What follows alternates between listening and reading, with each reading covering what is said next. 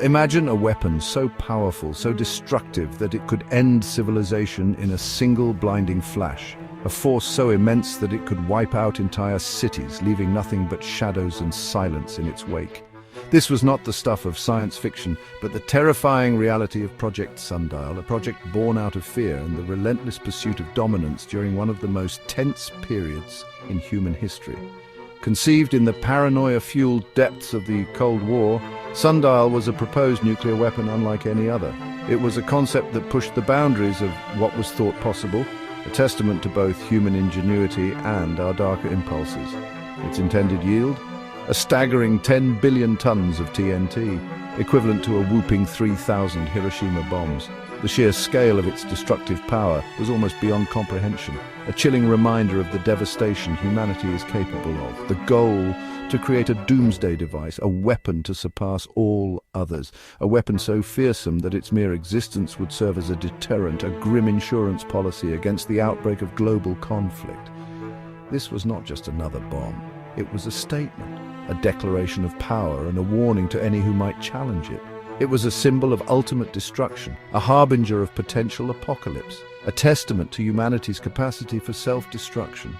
The aftermath of such a weapon would be catastrophic, leaving behind a legacy of ruin and desolation.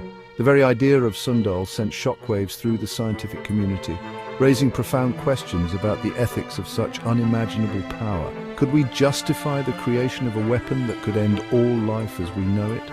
Was this the inevitable endpoint of the arms race, a monstrous monument to fear and paranoia, or was it a wake-up call, a stark reminder of the path we were on and the need to change course? Or could we, as a species, find a different path, one that led away from the abyss, a path that embraced peace and cooperation over destruction and fear? The choice was and still is ours to make.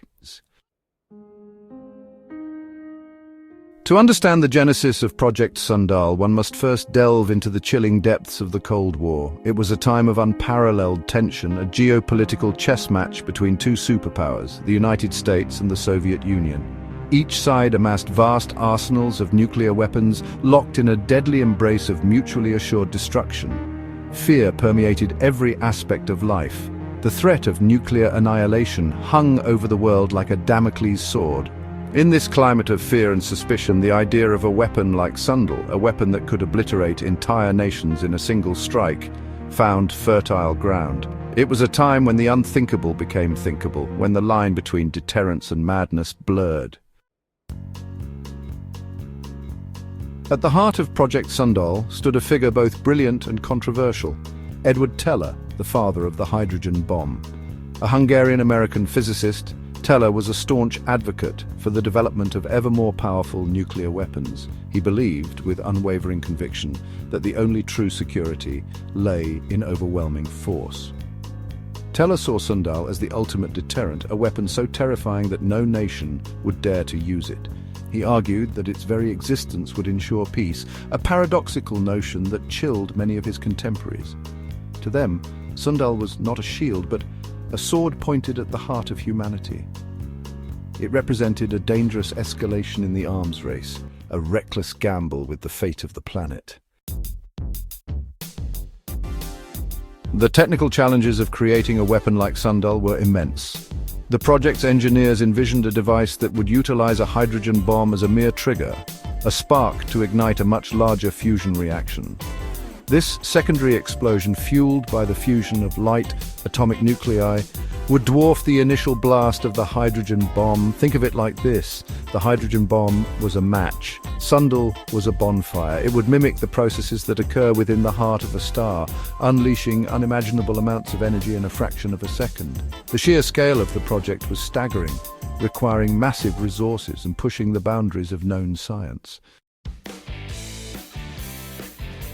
Section 5, a firestorm to end all firestorms. The potential consequences of a Sundial detonation were almost beyond comprehension. A blinding fireball, visible from hundreds of miles away, would instantly vaporize everything in its immediate vicinity. The blast wave, traveling at supersonic speeds, would level entire cities, turning concrete and steel into dust, but the true horror lay in the aftermath. The explosion would ignite massive firestorms, unleashing billions of tons of soot and debris into the atmosphere. This would trigger a nuclear winter, a catastrophic global cooling event that could last for years. Crops would fail, ecosystems would collapse, and billions would face starvation and disease. Section 6. A chorus of condemnation. Unsurprisingly, the idea of Sundal was met with horror and revulsion by many within the scientific community. The concept of such a weapon was not just alarming, it was a profound ethical dilemma. Scientists who had once been at the forefront of nuclear research found themselves grappling with the moral implications of their work. Even those who had played a role in the development of the atomic bomb balked at the sheer scale of Teller's ambition. They had seen firsthand the devastation wrought by their creations and were deeply troubled by the prospect of something even more catastrophic. They understood that Sundal was not simply a bigger weapon, it was a quantum leap in destructive power, a weapon that defied all reason and morality. The potential for annihilation was no longer theoretical, it was a terrifyingly real possibility. A chorus of condemnation arose from physicists, biologists, and ethicists alike. Their voices were united in a rare moment of consensus, transcending disciplinary boundaries to speak out against this existential threat.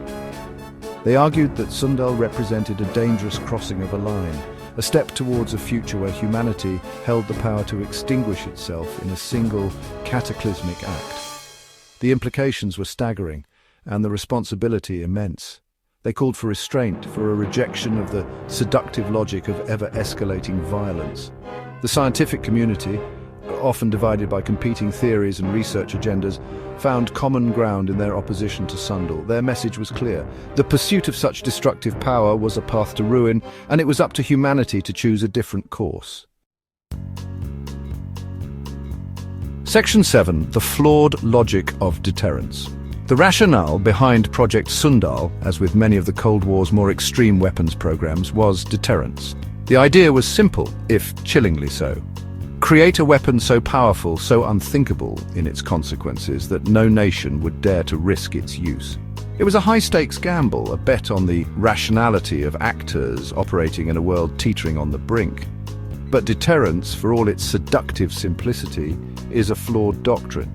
It relies on the assumption that all actors are rational, that they will prioritize self-preservation above all else. But history teaches us that humans are not always rational creatures. Fear, miscalculation, and ideological fanaticism can all lead to disastrous decisions. Section 8. The nuclear threat today. While Project Sundal was never realized, its legacy and the chilling logic that fueled its conception continue to haunt us. The Cold War may be over, but the threat of nuclear annihilation remains. Thousands of nuclear weapons remain scattered across the globe, a grim reminder of our capacity for self-destruction. While the arsenals of today are smaller than those at the height of the Cold War, the danger they pose is no less real. The rise of new nuclear powers, the potential for terrorist groups to acquire nuclear materials, and the ever-present risk of accidental launch all contribute to a volatile and uncertain security environment. Section 9. A legacy of fear, a hope for peace. Project Sundal stands as a stark reminder of humanity's capacity for both brilliance and folly. Conceived in an era of intense geopolitical tension, it showcased the heights of scientific achievement while simultaneously exposing the depths of human paranoia and fear. It is a testament to the ingenuity of the human mind, but also to the dark side of our nature, our willingness to contemplate the unthinkable in the name of security. The sheer power of the weapons developed during this time was both awe-inspiring and terrifying. As we look to the future, we must ask ourselves what lessons we have learned from the excesses of the Cold War. Have we truly understood the cost of living under the constant threat of mutual destruction? Can we escape the cycle of fear and mistrust that drove the arms race? The voices of those who protested against nuclear proliferation remind us that there is always an alternative to the path of destruction. Can we find a path to a future free from the shadow of nuclear annihilation? The efforts of diplomats and peacekeepers around the world give us hope that dialogue and negotiation can prevail over conflict. The answer ultimately lies not in technology, but in ourselves. It is our collective will and determination that will shape the future. It lies in our ability to choose cooperation over conflict, dialogue over destruction. By embracing our shared humanity, we can build a world where peace is not just a dream, but a reality. The future of our species, indeed the future of life itself, may depend on it. The choices we make today will echo through the generations, shaping the world our children and grandchildren will inherit. If you want to make videos like this, or even better, click on the link in the description.